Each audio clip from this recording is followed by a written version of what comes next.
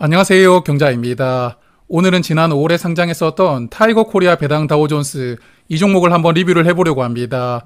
상장하는 타이밍이 절묘했다 보니까 상장하고 지금까지 주가 흐름은 아주 좋은 상황이거든요. 그래서 이 종목 특징도 조금 살펴보고 비슷한 종목들과 비교도 해보면서 이 종목에 대해서 파악을 해보는 시간을 오늘 가져보도록 하겠습니다. 자, 먼저 이름에 다우존스라는 단어가 들어가 있잖아요. ETF에 대해서 잘 알고 계시는 구독자 여러분들이라면 아니 한국 기업에 투자를 하는 종목인데 왜 다우존스가 들어가 있나 이런 생각이 들었을 것이라고 생각합니다. 그래서 한국에서도 많은 분들이 투자를 하고 있고 물론 저도 투자를 하고 있는 미국 배당 다우존스가 투자하는 종목들을 선별할 때 사용하는 로직을 이 종목이 어느 정도는 모방을 해서 적용을 했다고 하더라고요. 그래서 미국 배당 다우존스가 중요하게 생각하는 배당 지속성과 배당 성장 그리고 펀더멘털이 탄탄한 종목들을 선별했다고 하는데 설명서를 보니까 크게 4가지를 기준으로 종목을 깐깐하게 골랐다고 합니다. 그래서 4가지 기준을 말씀을 드려보면 첫 번째는 10년 이상 배당을 꾸준하게 하고 있는 종목들인데요. 중간에 실적이 부진하다고 배당을 한번 건너뛰는 그런 기업들은 제외를 했다고 하고 그리고 배당 수익률이 높고 배당금도 조금씩 늘어나는 배당 성장하고 있는 종목들을 골랐다고 합니다. 그리고 세 번째는 돈을 잘 벌고 있고 적당한 부채와 현금을 가지고 있는 재무가 건전한 기업들이고요. 그리고 마지막으로는 시가총액이 1조 원 이상 되는 사이즈가 큰 종목이 4번째 기준인데 그래서 이러한 4가지 기준으로 배당주 중에 총 30개 종목을 깐깐하게 선별을 했다고 합니다. 자, 그래서 화면 보시는 종목들이 바로 이런 기준으로 선별된 종목들이고요. 현재 투자 비중 1위가 BNK 금융지주이고 2위는 DB손해보험, 그리고 5위까지 모두 금융주가 차지하고 있더라고요. 아무래도 최근에 금융주들 주가가 많이 올라왔다 보니까 이렇게 투자 비중 상위에 전부 랭크가 되어 있다고 생각합니다. 그리고 일반 기업들을 보면 9위에는 현대글로비스, 11위는 GS, 그리고 14위에 KTNG 같은 종목들을 투자를 하고 있는데 현재 투자 비중이 가장 큰 BNK 금융지주도 4.7% 비중으로 투자가 되고 있고 현재 투자 비중 15위인 코웨이는 3.7% 비중으로 투자가 되고 있거든요. 그래서 전체적으로 보면 대략 5% 미만으로 30개 종목을 골고루 투자하는 상품이라고 볼 수가 있겠고요. 특정 종목의 주가 흐름이 영향을 크게 주지 않는 밸런스를 중시하는 그런 상품이라고 생각합니다. 그리고 이 종목도 월배당을 하고 있는데 매달 중순을 기준으로 분배금을 지급하거든요. 이번 달 7월에 첫 분배금으로 48원을 지급했고 그래서 앞으로 분배금이 어느 정도 될지는 조금 지켜봐야겠지만 일단 향후 분배금이 48원 정도로 유지가 된다면 연간 분배율은 4.6% 정도로 예상을 해볼 수가 있는 상품입니다. 자, 그래서 비슷한 성격을 가진 상품들과 비교를 조금 더 해보고 조금 더 깊숙하게 들어가 볼 텐데요. 한국 고배당주에 투자하면서 현재 월 배당을 하고 있는 상품은 총 4종목이 있습니다. 운용사별로 하나씩 운용을 하고 있는데 4종목 중에서는 키움 고배당이 2008년에 상장했거든요. 역사가 가장 오래된 상품이지만 현재 자산 총액이 550억 원 정도니까요. 투자하는 분들은 가장 적은 상품입니다. 그리고 두 번째로는 플러스 고배당주가 2012년에 상장했는데 제가 이 종목을 이번 주에도 한번 말씀을 드렸지만 현재 자산 총액이 1조 4천억 원이 넘겼거든요. 그래서 현재 한국 고배당 상품 중에서는 가장 많은 분들이 선택을 하시는 상품입니다. 그래서 첫 번째로는 한국 고배당 ETF 대장이라고 볼 수가 있는 플러스 고배당주와 비교를 한번 해보고요. 성과는 어땠는지도 살펴보도록 하겠습니다. 먼저 포트폴리오를 비교를 해보면 두 상품은 30개 종목에 투자한다는 공통점을 가지고 있고요. 그리고 투자 비중 상위 종목 중에 4개 종목이 겹치고 있던데 기업은행과 DB손해보험, 우리금융지주, 그리고 하나금융지주가 겹치고 있더라고요. 다만 타이거 상품은 투자 비중 7위까지 모두 금융주가 차지하고 있는 반면에 플러스는 기아와 현대차, SK텔레콤이 중간중간 조금 들어가 있으니까요. 플러스가 조금 더 다양하게 투자를 한다고 볼 수가 있겠지만 그래도 투자하는 종목 수도 동일하고 상위 종목들 투자 비중도 대략 4에서 5% 정도 수준이니까요. 포트폴리오 측면에서는 조금 닮았다고 생각되는데 그러면 성과는 어땠는지 살펴보겠습니다. 타이거 상품이 지난 5월 20일에 상장했으니까 상장하고 대략 2개월 정도 시간이 흐르고 있거든요.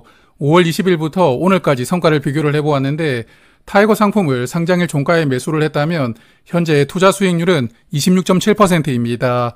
그리고 플러스 고배당주는 28.1%로 두 종목은 아주 좋은 성과가 나오고 있고 성과 차이도 거의 없지만 그래도 플러스가 대략 1% 정도는 성과가 조금 더 좋았습니다. 자, 그러면 두 번째로 비교를 해볼 상품은 코덱스 고배당주입니다. 이 종목은 최근에 투자하는 종목들을 조금 전체적으로 변경을 하고 거의 새롭게 상장하는 기분으로 크게 리뉴얼을 시켰더라고요. 그래서 포트폴리오를 말씀을 드리면 코덱스 상품은 총 20개 종목에 투자를 하는데 타이거보다 투자하는 종목 수가 10개 적잖아요. 종목당 투자 비중은 조금 커지는 구조를 가지고 있습니다. 그래서 현재 DB손해보험을 8.8% 비중으로 가장 많이 투자를 하고 있고 현대엘리베이터, 기아 이런 순서로 투자가 되고 있는데요. 여기 화면 보시는 7종목이 다 합치면 약 48% 비중으로 투자가 되고 있거든요. 그래서 이 종목들의 주가 흐름이 상품의 성과에 영향을 조금 크게 주는 그런 구조를 가지고 있고 그리고 7개 종목 안에 금융주는 DB손해보험과 우리금융지주만 포함이 되어 있으니까요. 금융주의 영향을 조금 적게 받는 그런 상품 구조를 가지고 있다고 말씀을 드리고 싶습니다. 그리고 마찬가지로 5월 20일부터 성과를 비교를 해보았는데 코덱스 상품은 2개월간 투자 수익률이 약 22% 정도 나오고 있더라고요. 타이거 상품보다 수익률이 4% 정도 뒤처지긴 하는데 그래도 최근에 상품을 리뉴얼 했으니까요. 앞으로는 조금 더 수익률 측면에서 개선될 수 있을지도 개인적으로는 흥미롭게 관찰해보고 싶고요. 투자할 만한 포인트가 있을지 잘 찾아볼 생각입니다. 자, 그러면 마지막으로는 키움 고배당입니다. 2008년에 상장했으니까 상장한 지 17년 정도 되었던 할아버지 ETF 상품이거든요. 그렇지만 현재 투자하는 분들은 가장 적은 상품인데 이 종목은 어떤지 살펴보겠습니다. 키움 고배당도 20개 종목만 투자를 하고 있거든요. 투자하는 종목 수가 앞서 보셨던 코덱스와 동일하지만 포트폴리오 구성은 조금 차이가 있습니다. 이 종목은 금융주가 투자 종목 상위를 차지하고 있는데 상위 7개 중에 금융주가 5개가 포함이 되어 있더라고요. 그래서 투자하는 종목은 타이거 상품과 조금 유사한 편이긴 하거든요. 그렇지만 투자하는 종목 수가 적기 때문에 종목당 투자 비중이 대략 5에서 6% 정도이니까요. 한 종목 한 종목을 조금 더 많은 비중으로 투자한다는 그런 특징을 가지고 있습니다. 그리고 성과를 분석을 해보면 키움 고배당을 2달 전에 매수를 했다면 현재 투자 수익률은 27.5%입니다. 타이거 상품과 차이가 크게 나지 않지만 그래도 약 1% 정도는 조금 더 많은 수익이 나오고 있는 상황이었습니다. 자, 그래서 이렇게 고배당 ETF 4종목을 차례대로 비교를 해보았는데요. 성과 측면에서 보면 플러스 고배당주가 28.1%였으니까요. 다른 상품들보다 조금 더 좋았고 그리고 포트폴리오의 구성이 큰 차이는 없다 보니까 성과 차이가 거의 비슷하게 나오고 있었는데요.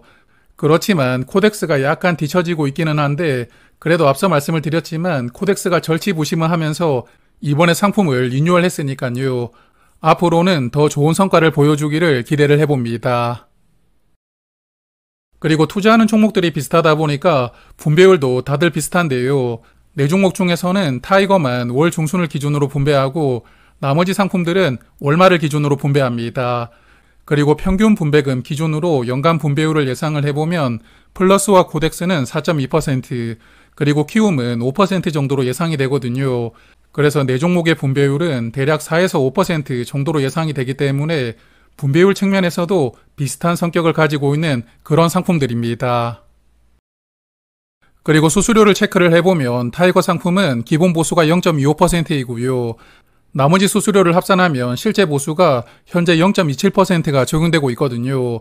그렇지만 상장한 지 얼마 되지 않았으니까 시간이 조금 지나가면 수수료가 약간 더 높아질 가능성도 있고요.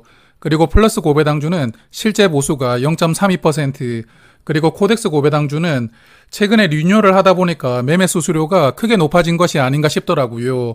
현재 0.68%가 적용되고 있던데 다음 달에 한 번 더 체크를 해봐야겠습니다.